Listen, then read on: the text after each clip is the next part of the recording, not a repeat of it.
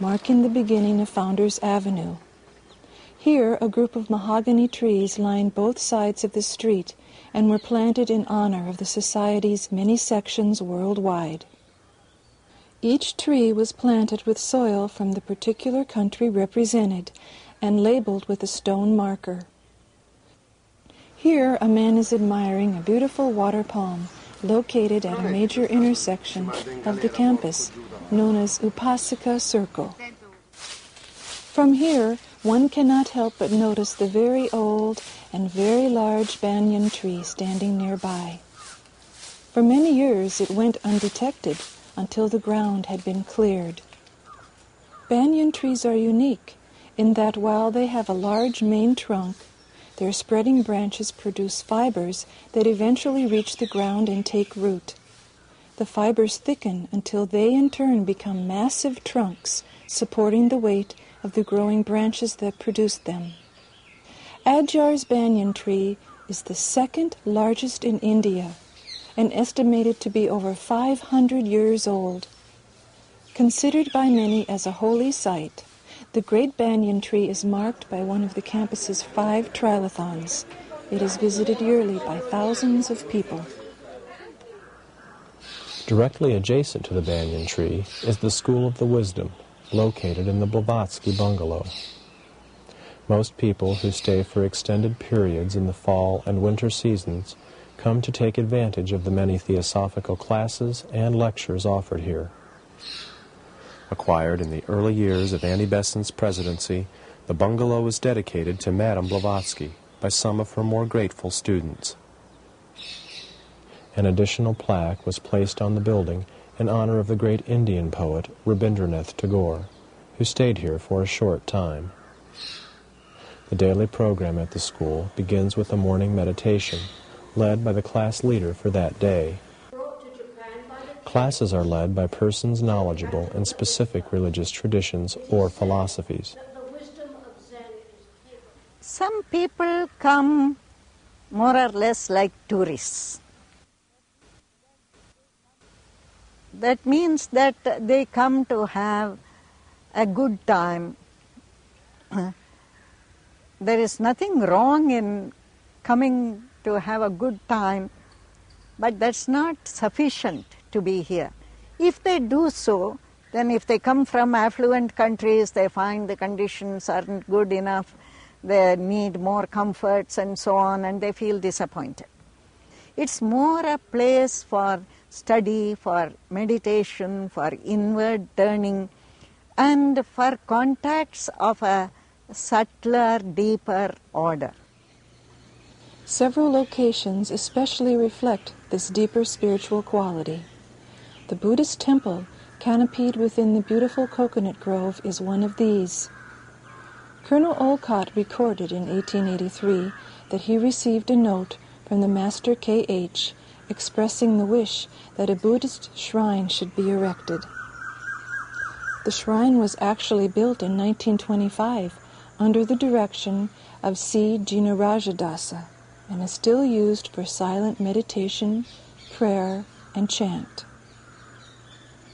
The statue of the Lord Buddha, located inside the temple, was given by Annie Besant and is said to be over 1,000 years old. At the temple entrance stands a Bodhi tree, representing Lord Buddha's enlightenment. Opposite the shrine is the temple gong, which was sounded at 6 o'clock both morning and evening to call to mind the 6 remembrances of the Lord Buddha.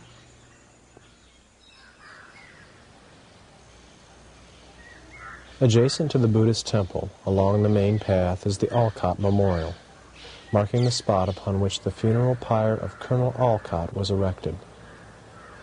Here his body was given back to the elements by fire on February 17, 1907.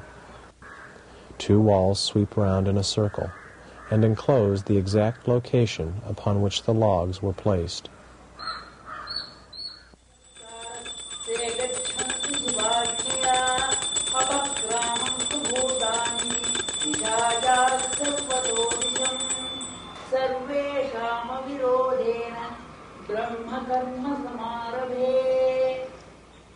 The Bharata Samaj Temple, or Hindu shrine, is situated just off Founders Avenue.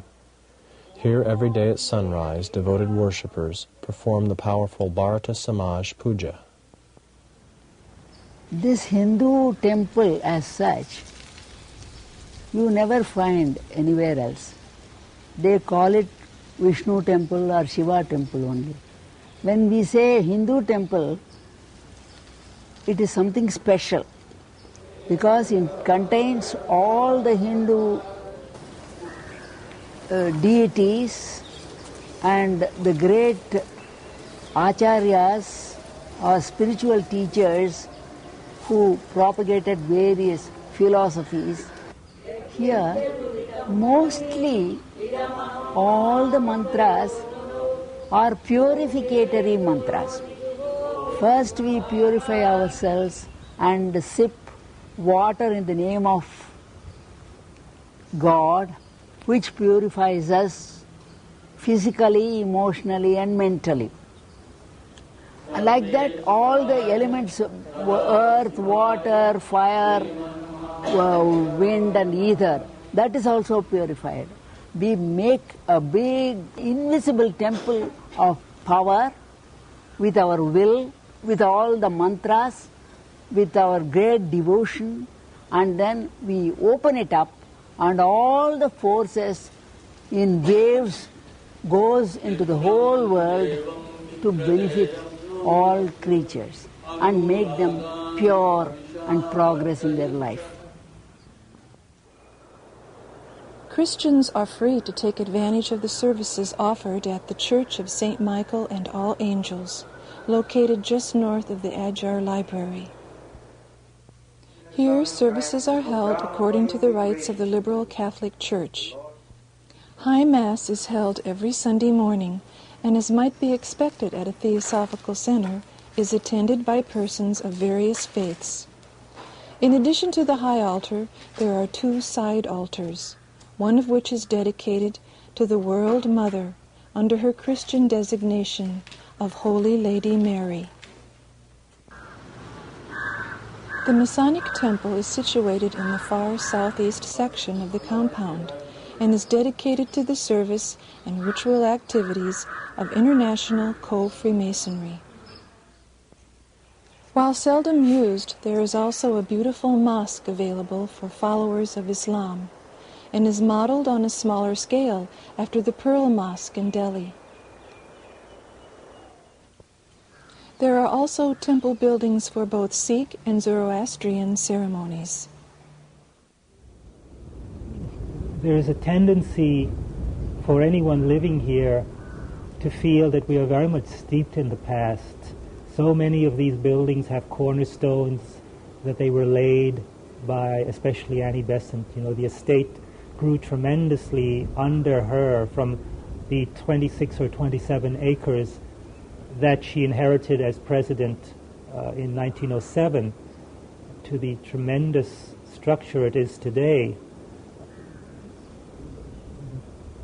But there is nothing nostalgic about that. We're not constantly going back to that point.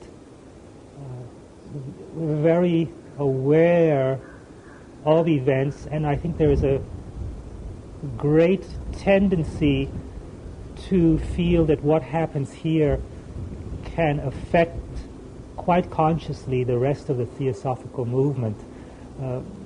Of course, there is a mystique about Adyar. There is a tendency, almost a romantic tendency among the members to look at it as a flaming center, the great heart of the TS. But when you think of the immense amount of practical work that goes on here and the tremendous drive of the people who head departments. 2 of the permanent activities, started in Annie Besant's time and still going on at Adyar, are the printing and the sale of the many theosophical materials through the Vasanta Press and the Theosophical Publishing House. This publishing house has been in existence for almost 100 years now, under two names. Originally it was called the Theosophist Office, and later on it has been termed as the Theosophical Publishing House. And we moved into this new place about 3 years ago and started functioning.